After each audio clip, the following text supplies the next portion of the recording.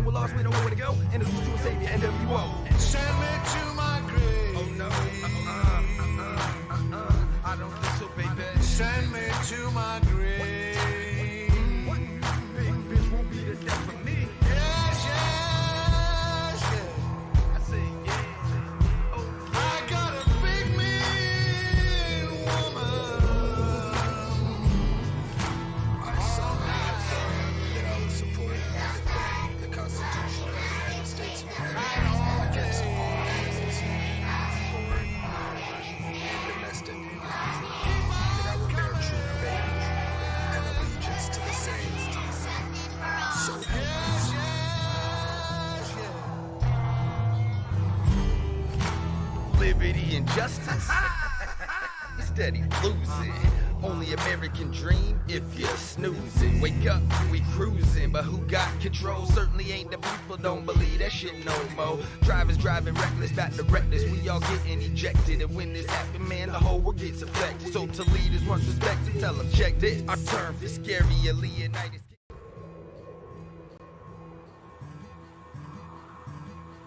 Send me to my grave. Let me tell you about this. What's up, everybody? I'm Gymkhanajosh, and welcome to Beyond the Apex, where we talk motorcycle, everything, and then some. Tonight's guest, not a stranger to the show. He made his debut as a guest before, and he's just like super fan. He's always coming back. He's always in the chat. He's asking the questions. He's talking to the guests. I really appreciate him sticking around. He's a wealth of knowledge, and tonight he's gonna give us some updates on what he's been up to, and probably shed a little light onto some things that some of us younger cats, I guess, don't really know about the street scene and the motorcycle scene from back in the day. So without further ado, to my left and to your right, you'll see my guest for the evening, Mr. Sinister Juan. How you doing, man? Not too bad, brother Josh. How are you, man? I'm doing just fine. As we were just talking Hey, about before the I'm show. just enjoying the show blowing up, man. Appreciate that. As we were talking about before we actually started doing the recording, like the recording aspect of it, you figured it out when I was talking to Track Stars, to Jose, a couple of weeks ago. But just overall, I feel like it's just a much better way to go about doing this, and gives me some freedom on the back end. But I love the fact that you're still in the chat, like talking to us, asking questions. I really appreciate that. Oh yeah, it's fun, and I love supporting you, brother. Well, what have you been up to? What have you been up to? You've been a busy man. It seems like every time you post up in the chat, or when we were talking on Facebook, you got some events going on. You're traveling and doing something. So let us know. It's been so for me. Come March, life gets really busy, and my priorities get split up pretty significantly because that's when race season starts. So I'm racing CCS. That's usually when we kick off teaching the MSF course. So I'm teaching the beginner rider course. I coach at the track as well, and I bought a Yamaha Roadstar back in November that I'm building a big wheel bagger out of. So I've spent since November building that, and that's taken a lot of time. And I started racing minis now. So that's, yeah, minis are pretty fun. I can get into what little I know about it since I just got into it. Yeah, so but you were telling me the mini moto thing, and when you were talking about it in the chat, I had no idea what you're referring to. What are the mini motos exactly? I've seen pictures now, so now I got a kind of an idea. But like, yeah, what is this all about? What is it? That much more fun than your 600s and thousands and everything else, or what? it's a completely different ride. So it started off for me. I sponsor 2 kids, and they race minis. So it's my understanding of how minis are came about. It's in New Jersey they have NJ Mini GP. In South Florida they have SF South Florida Mini GP, and then Sandy Hook. And it's a way to get kids into motorcycle racing and kind of grow the sport. And so it's dirt bikes.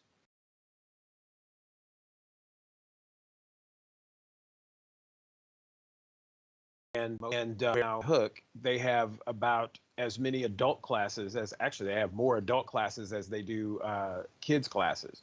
So I've got a TTR 125 that I bought and built in about 2 days, and it's still kind of garbage. But Well, wait, 125 though, that's not slow. That's a pretty good size for a mini bike. It's a dirt bike, so don't let the CCs fool you because I just found out from a guy who does a lot of work on them. He's like, the thing has 7 horsepower, so don't expect a whole lot of it. I So have I a was like, lawnmower that has more well, power than that. exactly. My pocket bike has more power than that. But yeah, and it's a ton of fun. So, Sandy Hook is like 9 turns with a bowl, and a slow lap for an adult is like 30 seconds, right? So just no brakes and just toss it side to side. And it is a serious workout. And there's a lot of old cats like me out there. In fact, one of my teammates, Ashley, he's 62, Jeez, and doing the mini moto. there's yes, and he's a legend too. He's been doing it a long time. But it's an opportunity for us to spend a lot more time with the younger kids and mentor them and coach them. And if they transition up to the bigger bikes, then again, we just continue to coach and mentor. That's our thing. That's what we do. So the mini motos that you've been on, like for example, this past weekend, like this past weekend that we were just in, are they the same size bikes as the kids? Like, are you actually like scrunched over on this little tiny bike? No, no. So the kids can be from like a CRF 50 and like a Kawasaki KX, I think it is 110. But some of the kids are on these Ovalis, which are, basically a sport bike, a 110, a 160, and a 190, super fast. And there was a couple of kids this past weekend who were like 11, 12, who were on the same size bikes as the adults. Okay. Um, but the adult classes, we basically start with a stock 100 class. So it's the Honda CRF or XR or CR 100, and like the Yamaha, the 125, the Kawasaki 125. They're all kind of in that same grouping. So the kids are generally on smaller bikes, but some of them are riding the bigger bikes. And they have a supermoto class. And so this past weekend, Gus Rodeo, Ben Galati, and Joe Lamandry, who anybody who watches Moto America races knows them from Junior Cup, and I think Joe is even running Super Sport. They were out there on the supermoto class and just dominated. And it was like 2 different races going on, them and the other 3 that were in the race. It was Wow. not even fair. Wow. Man, A ton I of really fun. feel like I need to Ton get of into fun. try it. Like I love go karting too. I mean, I kind of see the same like correlation. Like I love cars. I love racing cars back in the day, and I still to this day love taking out go karts and going around little mini go kart tracks. So I imagine it'd probably be like the same sort of translation, I guess. Yeah, You did it's a. mad fun. Go ahead. No, I was about to say it's mad fun, and your top speed on these things is like 35. It's not like you're going fast. And I did a 200 lap endurance race 3 or 4 weeks ago and crashed twice. And never even let go of the bike. You just pick it up, Yeah. make sure it's running, you keep it Yeah, pushing. So it's when like, you first told me about that, that was how you led off the conversation about the mini motos. Actually, you were like, "Yeah, I just did a 200 lap endurance race," and my jaw dropped. I was like, "What? Like 200 laps anywhere? That's ridiculous." But then you started explaining more, and I got to understand like, yeah, mini bikes and like short track, 30-second lap times and whatnot. So I can understand that, I guess. But still, you're still jello at the yeah, end of a I stint. bet. You do 25 laps, you're crawling off the bike and hoping you can get back on when it's your time to do it again. It was Yeah, you and how many other people? just one. Just one. Me and Cat Bailey Cox. He was actually the #1 plate holder in CCS a couple of years ago. Young Cat. He's my teammate's younger brother. So here I am, 52, and he's all of 22. But we did it. We came in 4th out of 11 on bikes that weren't terribly well prepped, and mine was running like garbage. So the fact that we came in 4th out of the 11 was still pretty good. How do you guys decide like the do you do like a certain number of laps before it's his turn, or do you just go until you can't go anymore, or what? The way the Sandy Hook 200 is set up is however many people on your team, up to 4. There's 25 lap stints, and whoever the lead rider is, or whoever's on the lead lap winning, basically, once that person hits 25 laps, they throw the checker, and everybody comes off the track, switches riders or switches bikes, whatever the case may be, and right back on. So that's how they do. So 25 lap stints, no That's matter the- what. Ah, Yeah, is it how long? How long does it? it's enough. How long does it actually take from start to finish? Each stint, I swear to God, was like 12 minutes. I mean, again, the laps are short, but you don't realize how quickly you go through 25 laps. It's like, I don't remember seeing turn 1 25 times. Yeah. Well, one time I did since I crashed in it. But uh, but no, it goes through real quick. And then when you get off, your heart rate doesn't even have a chance to come down before the other rider's coming in and you're going back out. So it's pretty intense. I think all 200 laps took less than an hour. Wow. Like, well, no, maybe like an hour and 15 minutes. It was crazy. Just still worn out after. Oh my God, yes. Yeah, that sounds like fun. Do they do them many other Right. places? I mean, obviously you said that like they kind of got started up in Jersey, but have you seen them anywhere else?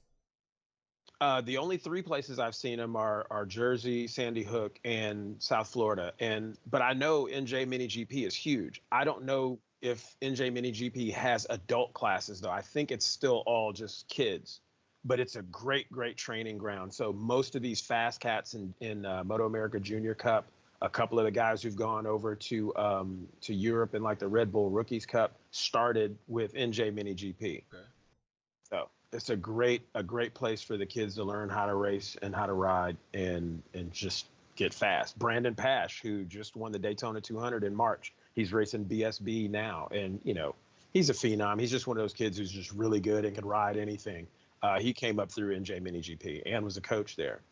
So I mean, obviously any sort of seat time on two wheels is going to give you some experience, especially for a kid.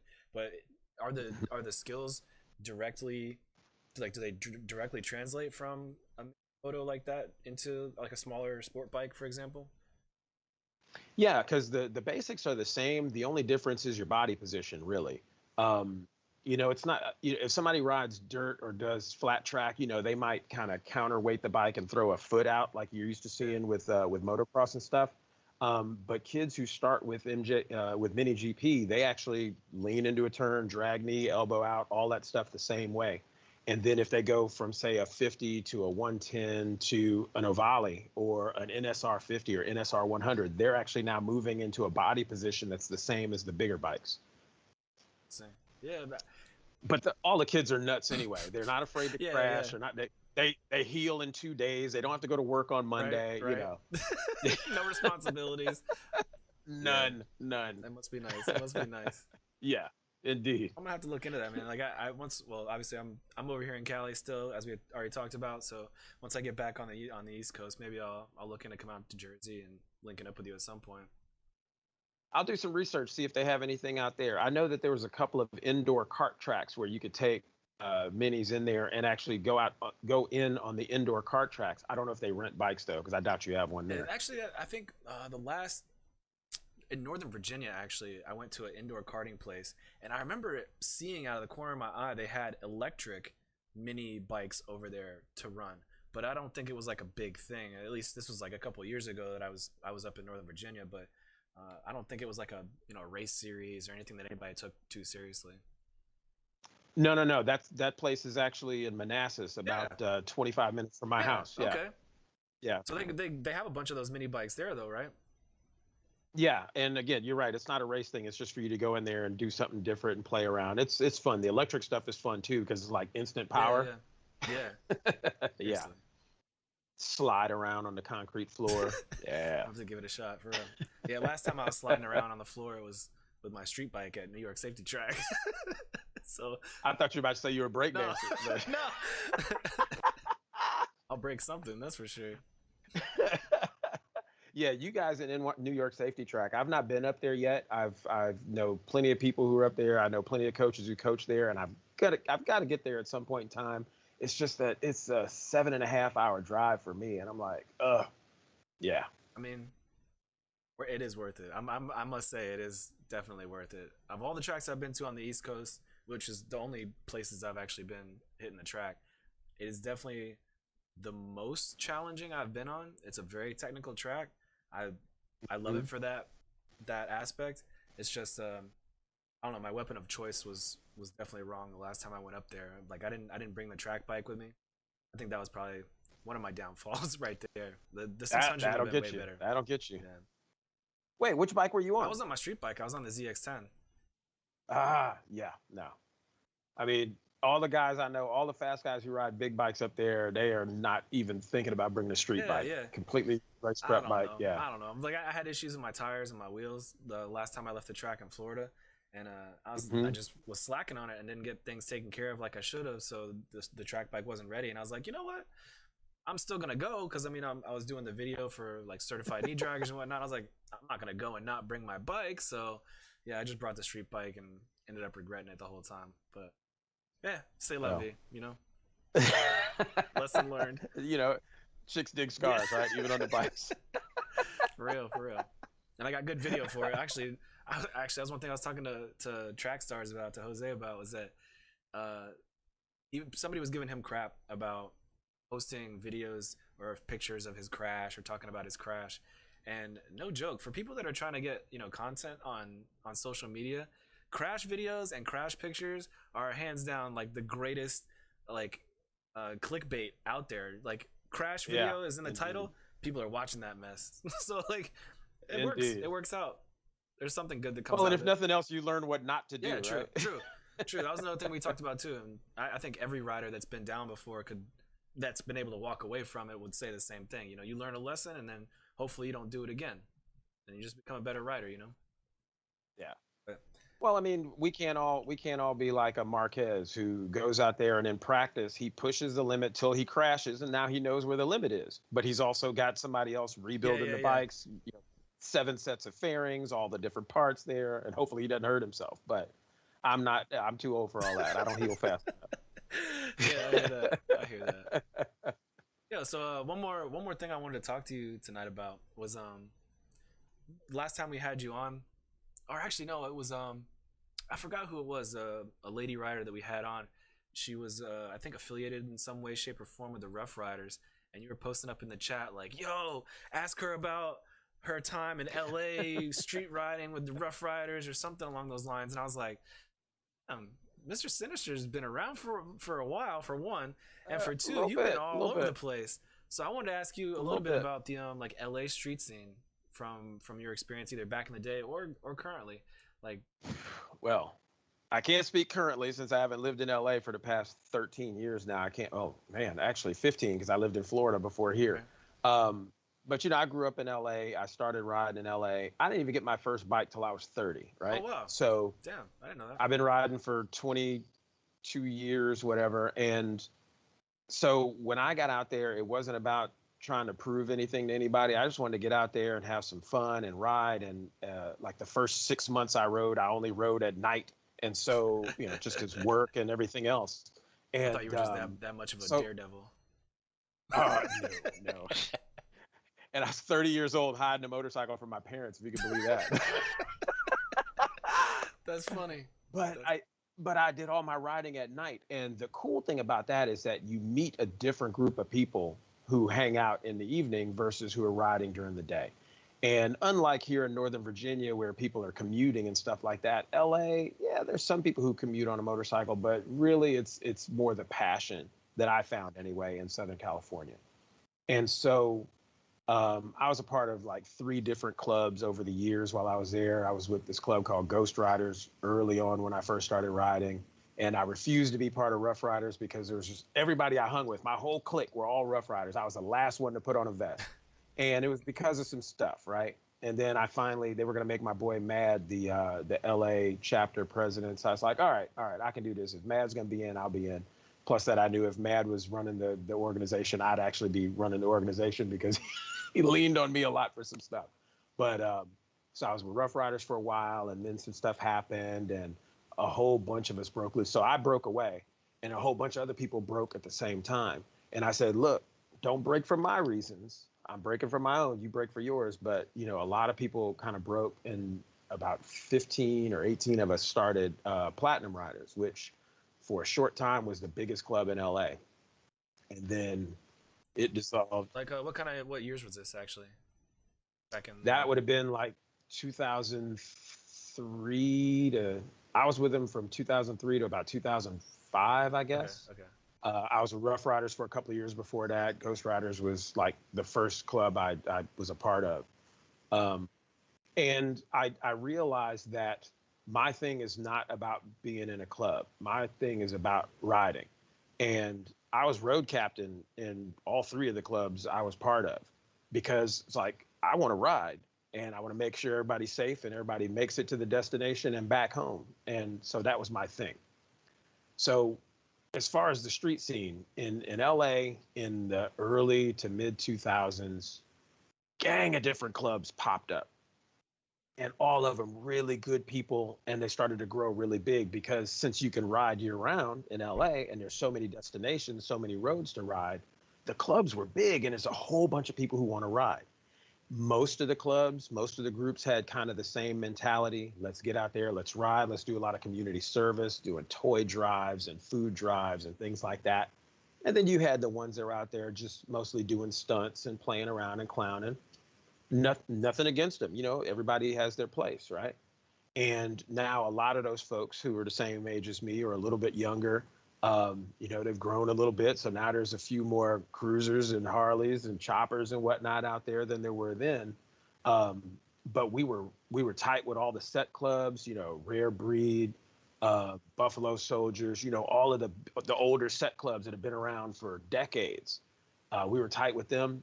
And so any given Saturday or Sunday, we might be at somebody's clubhouse, or we're out at Venice Beach, or we're rolling up the coast through Malibu and up into the mountains. But That's our big beautiful. thing, That's a beautiful area up there. most Sunday mornings by 8:30, 9 o'clock, kickstands up. We're up in the canyons, and we'll ride the canyons for 3, 4 hours, just all back roads, sometimes never seeing the same road twice. And then we come back and end up at Starbucks or at Venice Beach or at a restaurant or on Melrose or something like that. And we post up for a while. But it was such a big family. And I do miss that about LA because I don't have that here in Virginia. But of course, now I spend most of my time on the track anyway. I mean, Oof. from what you've seen, even through just the people that I've interacted with on the show here, how would you say that the LA street scene is comparable to? Is there that same sort of history and that? Um, I don't really know how to describe it. Like, so since I've been out here, I Yeah. really haven't met up with any riders. I've been busy doing work, so I really haven't been out to talk to anybody or see what the scene is like. I don't even have a bike out here, honestly. But Hmm. like I never really understood the depth of the club scene and the street scene until I got to New York. I wonder if California's got that same vibe. What I've experienced, because I've spent a lot of time in New York riding up there, is that it's different because New York is so tight, it is so compact. Stunting is bigger in New York than it is in Cali because you got nowhere else to go when the roads are terrible and potholes. And so, you got to do stuff slow. That's why people were doing slow 12s, Wink doing that all the way back in like 2000 or whatever. Um, and I know that you got beautiful roads outside of New York. You go up into Westchester County and you go outside of the Yeah, city. up north. There's some wonderful, beautiful roads up there, especially if you start going north into New England. Um, LA, I think it's so different because it's so spread out, and you got your five boroughs in New York, and you got different groups of people. It's not homogenous at all. You've got all these specific groups, and you have clubs that are made up of specific groups of people, but it's all just Yeah. compact. I can't think of a better word than that. And in Cali, it's so much more spread out. And in my opinion, in my experience, the clubs are a wee bit more diverse. Um, but it really falls more toward what your interest is and what kind of bike you ride and what style of riding you have, more so than cultural background, Right. which again, my limited experience, with folks in New York, that's what I see more That's often. kind of a New York thing in general, anyway. It's not even just a motorcycle thing. That's like a New York thing. Exactly. Exactly. um, but just ton of riders in both places. I just think that there's more in Southern California, and we just have more places to ride. And if you're into back roads and stuff, literally you could ride all day on a Sunday and never do the same road twice because we got the Santa Monica Mountains, and then we go into San Bernardino, and then you go there's just mountain ranges right next to each other, and they're all connected. So you're just riding back roads all day long, and that's not even going north or south. That's just going east to west or west to east. And then down where you are, Yeah. Palomar and all the roads over there. There's a couple of clubs down there. Hurricanes is a club in San Diego. It's all girls club. And there's I can't remember the name of the other two bigger clubs that are down there. But I used to ride from LA to San Diego to have lunch and turn around and go back. And I would just meet up with people down there, eat. What's the island down there? Coronado Island. Go over there and have lunch, chill with some people, ride a couple of roads, and then take off back up five and go back to I LA. might have to get some. I might have to get some information from you on some good eat spots around here. Then Oh man, it's been a long time. You know, restaurants only have a shelf Hey, life of so if they're long. good enough, they gonna stick around. But yo, like I said, I don't even Indeed. have a bike out here, so like I've been out off, I've been away and gone downtown and like gone to various places in the immediate area, but like I I wish I had a bike out here so bad. I've been thinking real hard about doing one of those like rider share services and actually just renting a bike. It's not cheap for like a nice sport bike or even like a nice cruiser, but I feel like it might be worth it because the weather here is the best weather I have ever experienced in my entire life. I lived on a subtropical island for 6 years before I moved to New York, and that was good weather most of the year.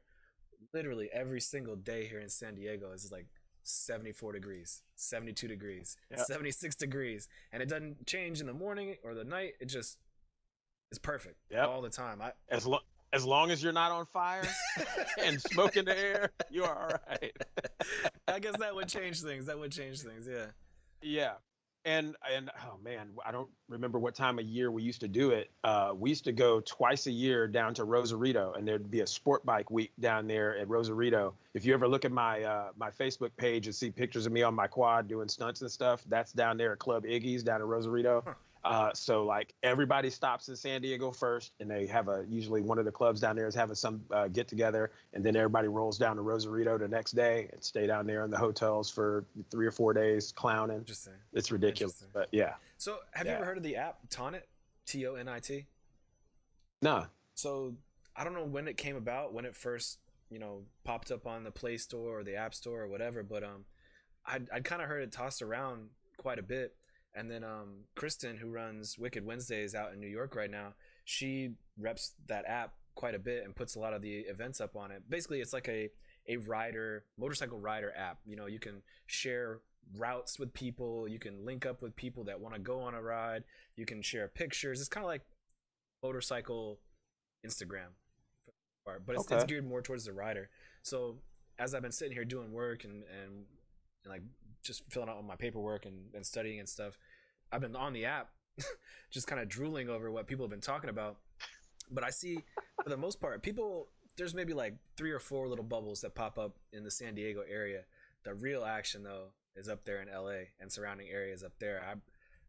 I probably won't be able to get up there before I head back to the East Coast, but I need to make another trip back out here. I need to get on twos, and I need to go see what LA is about for real.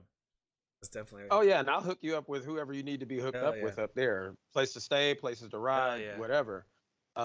Yeah, I mean, because while I'm not riding there, I'm still friends with everybody there that I know, and so everybody who's posting up, I'm like, oh, I'm with you in spirit. You know? yeah, like damn it. I hate saying this. Yeah, I mean, and when I go back, I have a couple of partners who have extra bikes, and they're like, Trouble, go ahead and ride this bike if you want to ride that bike. I'm like, okay, and I'll get out. And what's crazy is that, dude, we used to just destroy the streets at night. Just it was disgusting. So my whole clique, we all had switches on the handlebars. So when we get ready to go, hit all 3 of them, just blacks the bike out completely, no lights. A lot of people say they just turn out the tail light and leave the headlight. No, we black out everything. And there was nothing reflective on any of our bikes because we were rolling, and we'd be 160, 165 mile an hour on the freeway for just like miles and miles and miles, just destroying the roads. It was disgusting. It was absolutely disgusting. And I'm so glad I don't do that anymore because I'd probably be. But now after I've been on the track and stuff for so long, and there's no cars, everybody's going in the same direction, no errant squirrels and shit. Right. Once in a while, somebody's headed back at you, and that's not a good. But I get on a bike and I'm rolling on the street, and they start to clown. I'm like, I'm rolling off the throttle. I'm like, dude, I can't do this anymore. Yeah. I've been there. Oh man, but we were foul. We were foul. If you'll let me, one of my favorite stories. It was probably Here we 25 go. deep. Don't incriminate yourself We now. were- Oh, it's old. Statute of We'll see. limitations. It's good. So we were like 25 deep, and we were at Dave and Buster's down in Orange County somewhere, and we were there till midnight, whatever time they closed. We rolled out, bro. We were $150 or better coming back the whole way. Wow, just smashing, and I'm in the back because I'm just going to be like sweeper or whatever, make sure nobody gets lost because we had a few people who weren't part of our normal clique. And I'm like, "Brr," I'm in tuck, just kind of going. We're on the freeway, and a bike pulls up next to me, and I do one of these. It's highway patrol Oh. on a BMW, Oh. like sitting up like this, windscreen and all. And I look over, and I look down at my speedometer. I'm doing a buck 60, and I look over at him again. He does this. He does one of these, and rolls on me. Rolls to the front of the whole pack. Huh. Starts doing this. Stops the whole freeway, turns around facing the other way, and all the bikes start slowing down, slowing down, slowing down. And there was an off ramp. So a couple people like dipped and went over down the grass to get on the off ramp to get out. And so I stopped and I'm trying to back the bike up so I can go down. And another a silhouette pulls up behind me.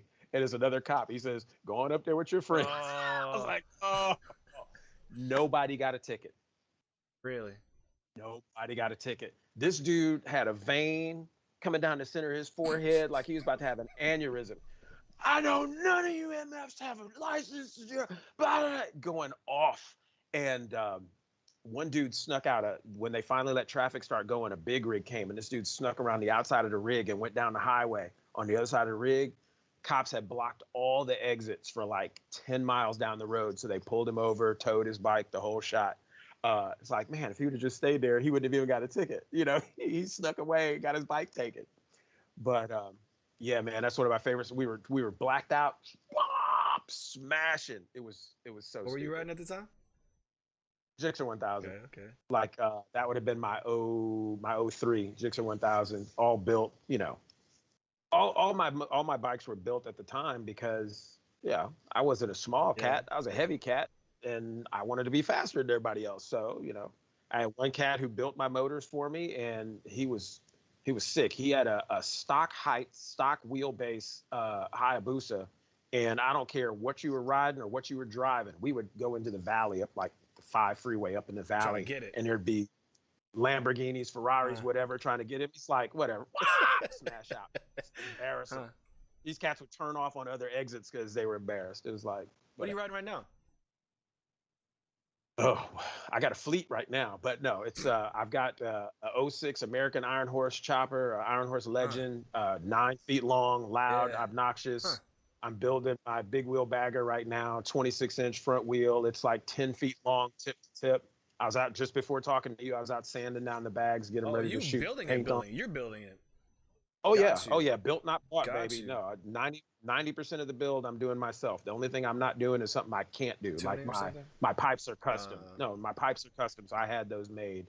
I have a cat custom plasma cutting my floorboards that have Sinister Racing in them, and just a couple of little things. But the only thing going to be left stock on the bike when it's done is going to be the back wheel, the motor, and the frame. Actually, the motor won't even be stock when I'm done. But no, I've got the bars. I've got no controls on the bars. My throttle is all internal, so there's no cables. I have no brakes on the handlebars, so I'm doing 2 pedals for the foot. Really? So one will be the rear brake, be the front brake. Okay. My clutch is a twist clutch, which is crazy. It's going to take some getting used to for me. I built air ride in the front. I built air ride in the rear. Did it all myself. Yeah. I didn't know you built like that. I try. I fake it till I make it, you know. But I'm on a bunch of different boards, and everybody talks about my build, and I'm chronicling the whole build on YouTube. So if you go to my YouTube channel, I'm on like episode 18. Throw out. Just going through. How do we find you on YouTube? Is it under your? Is it under Mr. Sinister? It's under. It's under Mr. Trouble. Mr. Trouble 1K. Okay. Well, anybody that's watching this, look it up. Mr. Sinister's building stuff out here. Oh man. Then of course I got my 2 race bikes. I got my 300, which is for sale, and it's a full super bike. I got my 400 that I race. We've got just like a little TU 250. For sale. Yeah, man. Is this the Ninja? That's my 400. That other picture is my 300. Yeah, it's a full super bike build. It's got 2 mil overboard cams, heads, the whole shot. What year? I'll give you the homie love discount. What year? It's a 2013, but that doesn't matter. Doesn't matter. The frame is a 2016. Oh snap! Yeah. So, truth be told, I think one of the first things I'm gonna do when I get back is, like cut down on. I don't even have a fleet. I got the 2 bikes now. I got rid of my 636 last year, and so now I just got the ZX10 and the ZX6RR. But I think I'm just gonna get rid of the street bike, honestly. Well, So this is my thing. When I get back, I'm gonna do some soul searching and figure out exactly what I want to do in my life. But I have I have the '04 ZX6 and then an '05 ZX10. But I'm kind of tired of the old bikes and like technology, and I don't know. I'm ready for some kind of refresh. And I feel you. I'm also kind of like tossing around the idea of just not having a street bike anymore. I don't know if that's a smart move or not, but I don't know. I think it's just at this point, I really don't even take advantage of it. I'm still in New York City. I don't like riding around the city. I don't use it for my daily commuter, and the only time I can really get out and go anywhere is when I'm like going up north, upstate to like hit the mountains. And even then, I don't know. It's getting to that point where I'm wondering if it's even really worth it. I'm not really enjoying it as much as I do when I go to the track. So I might be getting rid of my street. Well, let me put this out there, and this is just me. I know a couple of folks who feel this way, but this is just me. So I will never give up riding on the street, just because if you enjoy riding, you can't always be on the track, right? And the track is not the least expensive place you can be either. So what I did is I started riding cruisers only on the street, which is why I've got my chopper. I had a Shadow before that, and I'm building this. I had a V-Star bagger that I built last year and sold, and now I'm building the Roadstar bagger, because once you get on the track and you're doing 100 plus all the time, right? Even on a small bike, you know, on a straightaway, I might only be maxing out at about 130 miles per hour, but I'm still at that higher speed all the time. But your sense of speed becomes so warped that when you get on the street, riding at 65, 70, 80 miles per hour feels like you're crawling. Yeah. And because you can't do the stuff that you do on the track, as going to the track is where you go to make the bike do what it was designed to do, right? So you go out there and you're playing and you're tossing it around side to side and going through curves and squishing tires and all that good stuff. But on the street, I have no fun at all on a sport bike. So I get my cruiser and I can still enjoy it then, because now I'm not trying to go fast. I'm trying to have loud ass stereo and be obnoxious and just cruise. There's a road on Mulholland Drive going into the canyons just north of Malibu.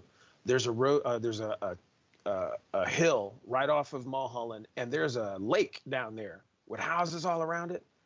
Man, I've been blowing past this lake for, at this point in time, like 15, 20 years. Had no idea it was down there, because you're so like this, you know, going through the turns, you don't get to enjoy what else is around you. So I've got my wife on the back, and we go through there, and I look down, I'm like, the hell is that? Never knew it was there. Never knew it was there. We ended up going down there, exploring. There's like a huge lake with beautiful houses all around. It's like, I cannot believe I've not enjoyed all of this stuff, because I'm concentrating on not dying, you know. When you've got a cliff on one side and a mountain on the other, you know, you're just trying not to wreck. But so that's something you might consider. You might not give up the street, but just change the style of riding that you do on the street. Yeah, I can respect that. I also think part of it too is just, again, being in New York City, you know, for that time where when I'm not riding because it's salt and snow and under 50 degrees outside or under 40 degrees outside, I'm not really a rider like that. You know, I enjoy riding, right, but if I'm freezing my balls off, I'm not going out there to shiver and look cool. That's not my thing. And you really can't push yourself. And I mean, I guess if you really try, you can warm up some tires and have fun, but that ain't my thing. That ain't my thing. So basically, I pay insurance, or I pay storage, or I pay for whatever maintenance on a bike that I only get to use like 6 months out of the year anyway. Really get to use. So yeah, I don't know. I think first thing is I might just at least get rid of the street ZX10, keep the ZX6. But then when you said that you're selling a 300, much newer 300, I'm also considering getting rid of the ZX6, because it is built, like it was built before I bought it. It was actually a factory track bike. Never had a VIN number, never had, you know, insurance, title, or anything like that. So, and it's got all the goodies. Like it had pretty modern stabilizers and brakes and brake lines and all the other bells and whistles. But I see these other guys out of the track. Maybe you can talk me into or out of this. But like I see all the other guys at the track. You know, they got their. I'll use Jose as an example. He's got, you know, like a brand new 2019 or 20 Ducati with traction control and launch control, or like you know, some other people that have their BMWs and it's got, you know, stability management and power modes and all these other different things to basically like I'm not gonna say protect the rider, but it's really just kind of like it helps out. It just helps the enjoyment or it helps the fun factor maybe. What's your opinion on that? So, you know, I rode a Gixxer 1000 for you. My first time racing was on a Gixxer 1000, and that's all I ever raced until I bumped down to a 300, right? So I had a '09 Gixxer 1000. Gixxer 1000 was the same from '09 to 15, right? Same bike. I was in South Carolina on the track, on the grid, looked around. I had the oldest bike, slowest bike on the grid. I had a mild super stock build on that thing, and even on race gas, it was like 182 horsepower, right? All these new bikes from the factory, 190 plus horsepower. Few little things to unlock it. These things are 200 horsepower without even putting any power adders on them, right? Then you get them all ready and people will do the suspension. Then they put another 3-4 grand into the motor and they do all this stuff. And now these things are 200, 205, 210 horsepower, all the electronics. Because quite frankly, very few of these folks out here riding these big bikes on the street and some even on the track. If they didn't have the electronics, they'd never be able to ride those bikes. They'd be uncontrollable. So I had my bike at the track, chain took a dump on me or something like that. Anyway, I couldn't ride it. My teammate Luigi had two R1s, two 2016 R1s, so the newer generation. And he said, ride my bike. And he's got a super bike and a stock bike. I'm like, hey, ride your bike. Your bike terrifies me. And the thing is, you know, he's like, ride the stock one, ride the stock one. I was like, oh, okay. So the thing's got all the modes on it. It's got auto blip on it. So for the clutchless downshifting and all this other stuff. So I get out there, we go around one lap. I come off the track. He's like, what's wrong? I said, something's wrong with the bike. Your tach's not working. He told me, he said, you're going too slow because the tach doesn't even start till 8,500 RPM. It doesn't start down low. But the R1 sounds different because the cross-plane fuel injection, the exhaust note is different than my bike. I wasn't used to it. I was like, all right. So we get out there, one more lap. I come off. He's like, what's wrong now? I said, the auto blip downshift isn't working. He's like, you're going too slow. I'm like, stop. So we get out there, whop. So I'm out on the bike for 10 minutes, 3 or 4 laps. I'm already doing my race times that I do on my Gixxer. Really, on a stock? Haven't touched a knee, haven't gotten to full throttle, haven't even topped out 6th gear yet. And the thing is wheeling in every gear, even with wheelie control on it, which, you know, I like with the front wheel in the air anyway, so that doesn't bother me. But I got off the bike and I said, I understand the hype. Okay. He says, what do you mean? I said, it is so easy to ride. And there was cats jumping off R6s and getting R1s because the R1 was easier to ride than the R6. Really? Yeah, see, I believe that. Said, I've heard that a lot, actually. I believe that. It's now the ZX10 and the ZX10RR, the newer ones, are just absolute beasts to ride. I know several people who have them and they work hard to ride the bikes, even with all the electronics. But it's just got so much power. And I said I was going to get that. When I said I understand the hype, they said, oh, you're going to get the new R1? I was like, no, I'm still going to get the new Gixxer 1000 because I was Suzuki through and through. And then I thought about it. I said, I'm going to spend $17,000 on a motorcycle. I'm going to spend $4,000 to $8,000 to build it into a race bike. And then I'm not going to take advantage of all the power because my balls ain't big enough. It ain't happening. I'm not doing what these cats are doing on the track. So I'd spend all that money building a race bike and I'd have something with a bunch of power and I'd still be coming in last on the track. Because no, these cats backing it into turns on a 1000, it's one thing to do that on a 600. But to go out there on a 1000, backing it into turns and then wheeling out with the whole thing doing, no. I got to go to work on Monday. See, I feel like you just kind of, like, of all people, I value your opinion greatly. So hearing you say this, really, it makes a big difference to me because, yeah, as much as I kind of like the idea of being the underdog, you know, of having the older bike with no technology and all this other stuff. But let's be honest, I'm not even like a racer. I'm not out here competing for lap times, and I'm just trying to go out there and have fun. And if having fun means having a little bit of computer control or some, you know, little support from some other area of like bike setup, I'm all about it at this point in time. I'm kind of tired of not being terrified of it, but just being, I have to focus so much on just me. That's really all it is. I have to focus so hard. I can't really enjoy it like I want to enjoy it. I guess that's probably not the best way to look at it, but No. That's absolutely no. It's like when you're used to this is your traction control, this is your wheelie control, this is your rain mode. It's all right here and right here, right? And that's fun. There's nothing wrong with that. I love that. If you're out there doing a track day and just playing around and having fun, that's cool. Because now you're not worried about the competitive edge you have over somebody else, unless you're just really trying to embarrass somebody at the track, which happens. When I stepped down to a 300, bro, it was the best decision I ever made. I have so much fun because I'm giggling the whole time. You're wide open throttle all the time. If you use the brakes at all, it's just kind of a quick, Yeah. and then that's it, and you go. And it's ridiculous. And my 400 is a little bit, it's 10 pounds lighter, 10 more horsepower.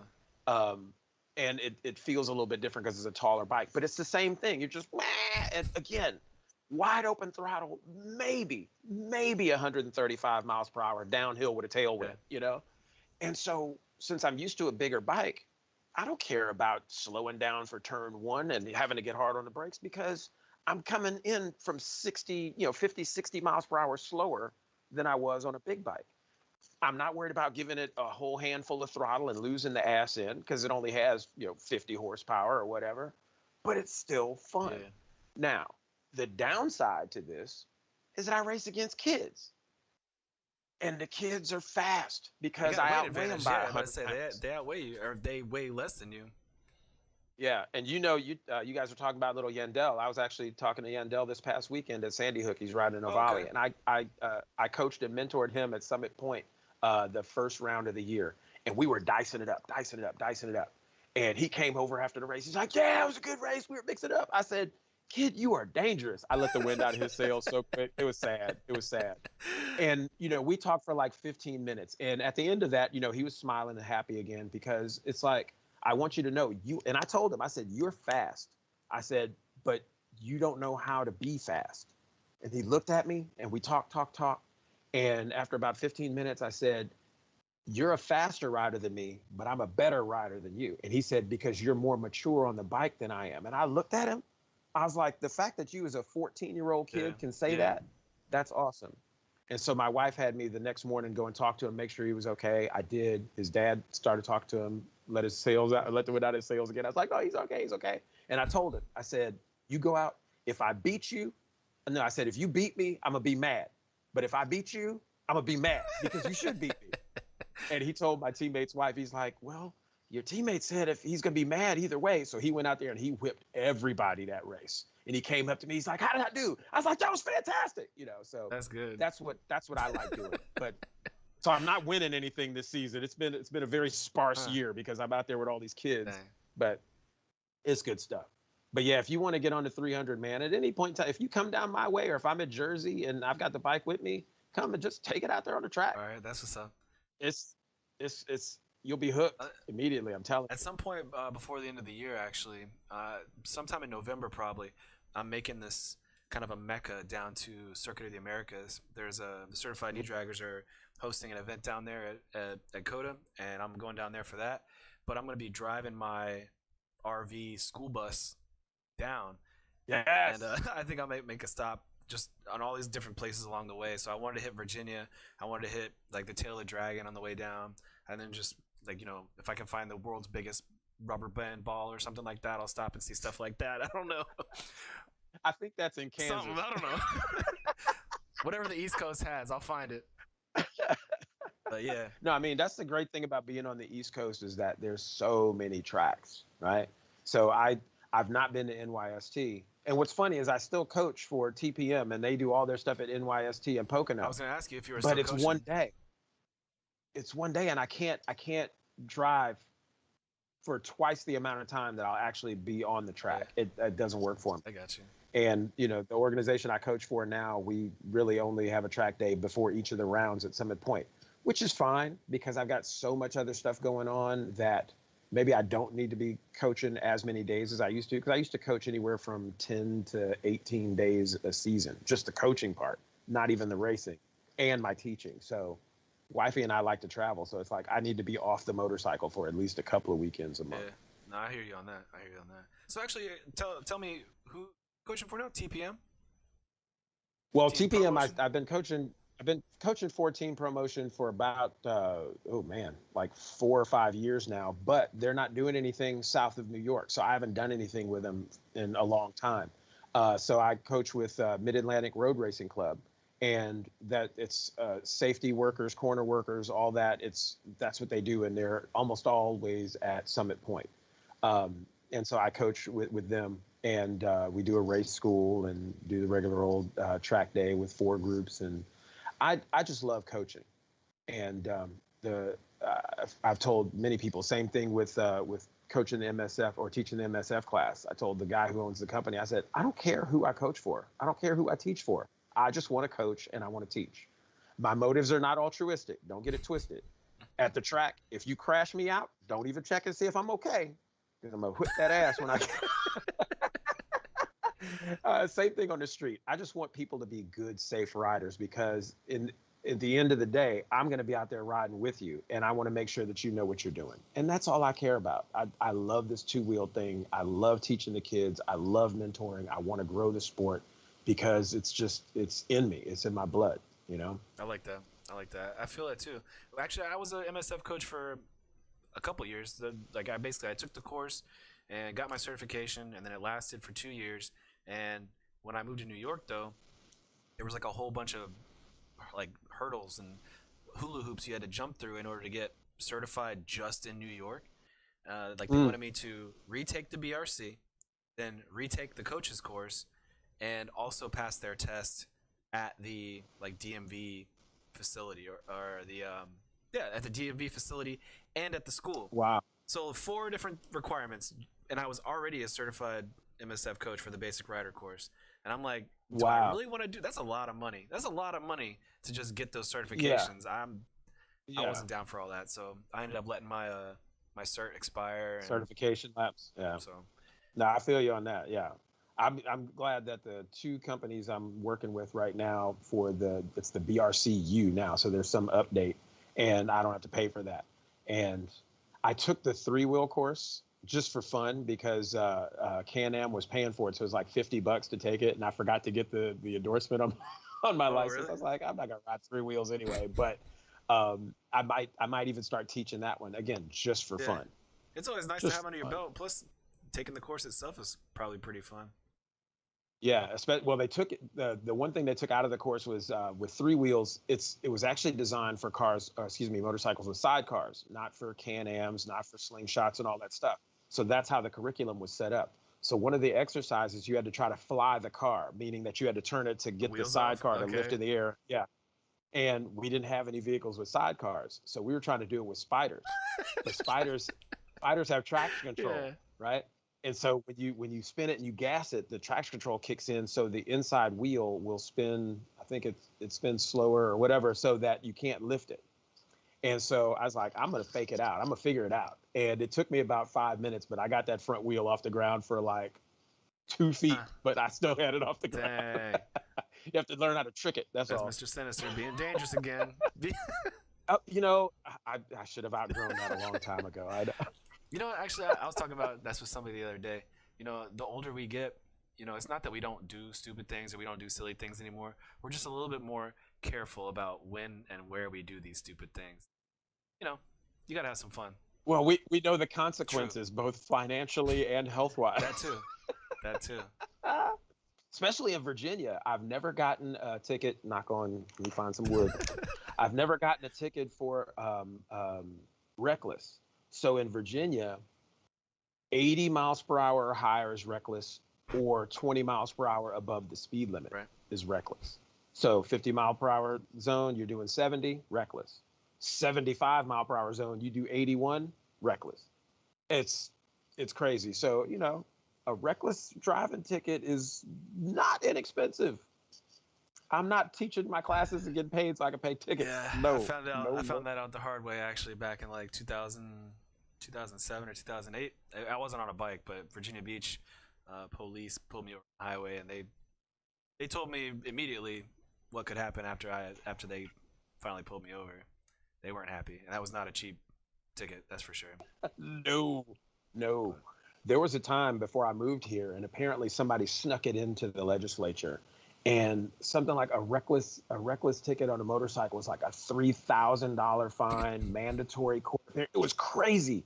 And I don't know who snuck it in there. And that's why my folks in Maryland never wanted to ride in Virginia. And I looked it up, and finally somebody got wind of it, and one of the motorcycle advocacy groups or whatever, and it got taken out. But I was like, yo, $3,000 mandatory court appearance. Man, hell's no. Let me go slow down. Let me go ride a big wheel. Yeah, I remember the police officer when he pulled me over. I was in my Subaru. I built a Subaru. Once upon a time, I had my own automotive shop right there on the Virginia Beach, not Virginia Beach, but like Virginia, North Carolina line, called Unit Motorsports. Mm-hmm. Shout out to JD, my partner in crime.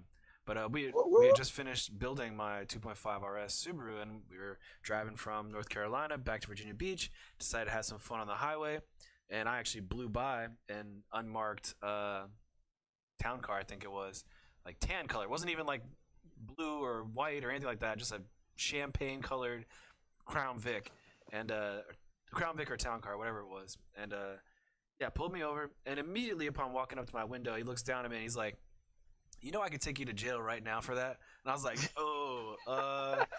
did not know that, officer. I'm sorry. And then, after all the paperwork and everything else, he went back to the car. I was like, man, this is real bad. But at least he didn't pull me out and take me to jail. So he came back and gave me back my stuff, had me sign the little slip, and he's like, I hate to tell you this, but when you go to court, you can pretty much expect to go to jail after this. And I was like, oh.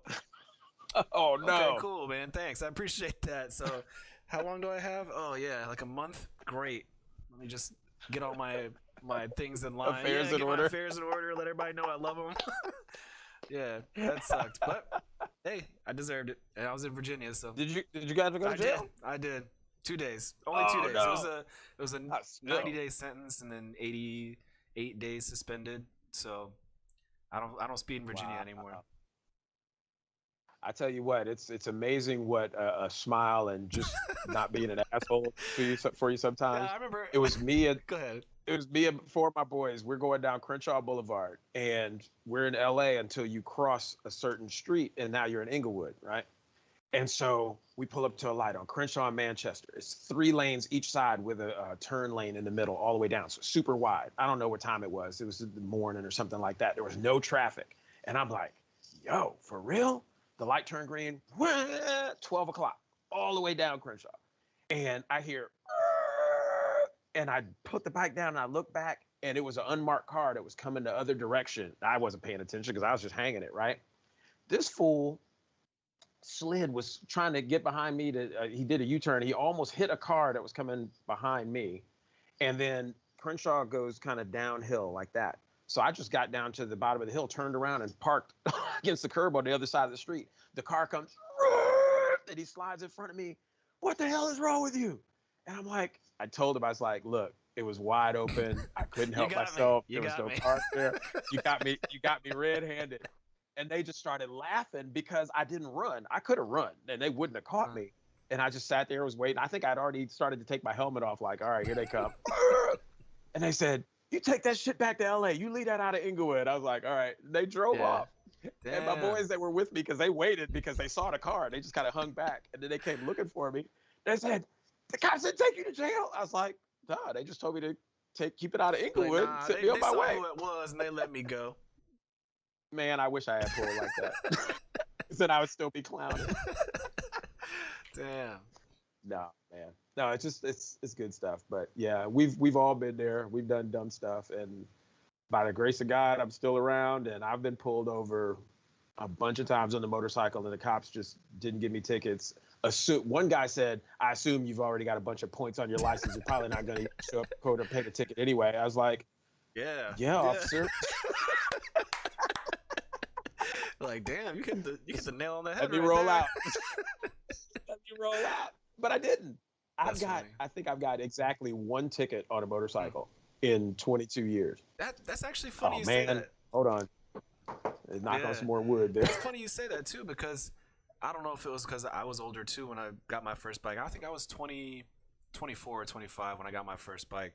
But I had done a lot of dumb stuff in cars up until that point. But finally, when I got on a bike, I don't know, something clicked in my head. I guess the realization that the ground is like right there under your Right feet. there. I didn't really do dumb stuff on bikes. I didn't, I occasionally, like every biker's gonna do. You get a long stretch of road ahead of you, you're gonna twist that throttle. Or, I mean, here and there, I guess I'm that guy that kind of like has darted in between traffic. I guess I have done some kind of dumb stuff on bikes, but not to the point where I've actually brought law enforcement after me for any reason. Thank goodness. But yeah, I think something clicked in my head once I started riding bikes, and I was like, you know what? I don't need to do that stuff anymore. Like I had my fun in cars. Cage around you. Had my fun in cars. I survived. I got away with it. Let's be cool with it. Chill. Yeah. My first track day, the guy asked me, he says, "Why are you here?" I said, "Because I've done everything I can do on the street without killing myself." And he says, "Best reason to be You're here." in the right place, right? Yeah, for sure. So what's coming up on the future for you? Like as far as like next track event or coaching or mini motos, what's up? Yeah, I actually raced. We had a private mini moto track day on Friday. I raced yesterday, and I'm still trying to get my bike dialed in. So I finished last, but I didn't get lapped, and that was my thing. I was like, I still didn't get lapped. My goal is to not get lapped this race. And on a track that small, it's easy to get lapped if they're going really fast. Let's see, I'm teaching MSF course next week. Was supposed to be racing in North Carolina, but decided I didn't want to do it. And so I'll pass on that. And I still got one round of racing at Jersey, one round of racing at Summit Point. I really wanted to get to Pitt this season. They're doing an endurance race there, a 4-hour endurance race, and I really wanted to do it, but I don't think it's going to happen. But other than that, man, I want to finish getting this bagger built, sell that 300, sell my chopper, make some room in the garage because I got no space. All I can do is sell stuff to get space, though. Hey, so, you're just gonna fill it up with something else. I mean, that's true. That's absolutely Gotta make room correct, for more but- junk or more toys or whatever. Indeed. I'm sorry. I completely brain farted on what my own YouTube channel is because I didn't start chronicling this to get viewers, but I've started to get viewers. I got like 500, 600 subscribers now. I'm like, it's weird. I'm not used to having people subscribe to me. But so what I'll do, actually, cool. I'll find it myself, or if you send me a link after we cut tonight, I'll actually put it in the description. So when this actually goes live, for anybody at home that wants to look up your YouTube, I'll put the link down below so they can just click and go right over to your channel. Yeah, and there's race videos in there too. So there's all kind of stuff, not just the stuff on the bagger. But if anybody's interested in that sort of thing, I'll show you some of the trials and tribulations of fabricating your own stuff and building your own bike and just trying to stand out and be different. Because that's all I try to do is just be different than everybody else. Where else can people find you? Like, are you big on Instagram? Do you post? Okay. Nope. I've got an Instagram that I've probably posted like 4 pictures on in 3 years because it's not my thing. I'm all over Facebook. I got my Sinister Racing page on Facebook and, like I said, my YouTube page, but I'm not trying to be popular, if that makes sense, and not knocking anybody that's trying to do that. But like even my YouTube page, I wasn't trying to get subscribers. I'm not, subscribe, click. I don't do any of that.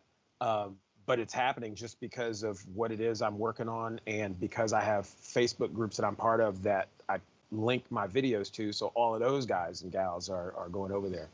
And it's a weird platform for me. YouTube so or Instagram? I'll figure it out. Instagram. It is. Instagram. I don't even, is it just pictures? Dude, I'm literally right there with you. I'm know. literally right there with you. For years and years and years, I had an Instagram account and I had maybe 2 or 3 pictures on there. And nowadays, they do have more than just the pictures features. They got videos and Instagram TV and all this other stuff that's going on. But to be quite honest with you, if I could just stick with one social media platform, it would be Facebook. And I would be happy with that. But unfortunately, the way things have worked out or what people have told me, just for getting word out to get a bigger audience, a wider audience, got to hit the Instagram up at least a little bit to keep people's attention or throw a link out there once in a while or something. So that's really the only reason I even started putting stuff up on Instagram, was just marketing for the most part. Yeah. I mean, I probably should use it more than I do, especially for the stuff I do, T-shirts and vinyl and different things that I make and all this stuff. It's like, well, you should have an Instagram account because that's your advertising. Free. Like, I mean, as long as you have the motivation to do it, like it's free. I mean, you can pay for stuff too, but YouTube's weird. No. YouTube's a beast in itself too. Like, I kind of agree with you. Well, I totally agree with you on the whole, like people telling you that you need to do it. That's kind of how my YouTube persona started in itself as well. I was doing, making reviews on ramen and going on rides, and all of a sudden all these people were like, yo, Josh, you should really record yourself going to the track, or you should record or take pictures of your restaurant adventures in Japan and New York. And I'm like, you know what, why not? Screw it. Like I'm already doing it. If somebody else gets some enjoyment out of it, let's do it anyway. So exactly. And that's all what it takes is for you to turn the camera on. That's and it. now here we are today. Just snowballed into this and that and this and that, and here we are. Recording shows with people. Indeed. But what episode number is this for you this now? is 51. Ooh-wee. Yeah, man. Been going for a year and like 3 or 4 months now. Steady. Yeah. I think I was episode 4. Yeah, like you were definitely right there, like groundbreaking for sure. And then I think we were still trying to figure out your audio stuff at that time. yes, well, I'm always trying to figure out things here and there, and even if I haven't figured out, something always ends up glitching and going wrong or whatever last minute. It's just nature of the beast. But one man production team over here, so like can't do everything. Hey, it looks good on a resume. Yeah, right. True. And actually, Shannon Hauser, a Throttle Gypsy, she was the one that like put us in touch with each other. I think the episode she was on was like episode 3. So like you folks were definitely like right there from the get go, like Beyond the Apex alumni over here. So, and Shannon, she and I have been talking a lot over the past like 6 months. I wanted to try to field an all girls race team under that Sinister Racing banner, and so she's was going to head that up. This last season obviously was a shit show, but this season's been up and down, up and down. She hasn't done a lot of racing, a lot of track days, but not much racing. So we'll see how it works out for next year. Yeah. Yes, sir. So we're a little bit over the hour marker right here as far as our time's concerned. We should probably start winding it down, but before we get out of here, do you got any shout outs you want to put out there to the people at home? Oh man, obviously shout out to my whole Sinister Racing family. And the kids, them Barrow boys. Their last name is Barrows. My Sinister Mini Squad. All the folks I ride with at CCS and just my friends and family on the street. We have a good time. We roll out. We eat. We laugh, drink. Sometimes a little too much, and just have fun. But for anybody on twos, hey, I love you. Stay safe. All that good stuff. Oh yeah. I keep it simple. Sometimes simple is best.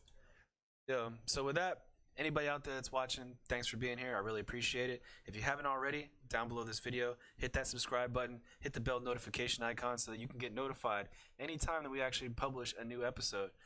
And as I always say, leave this world better than you found it. Peace.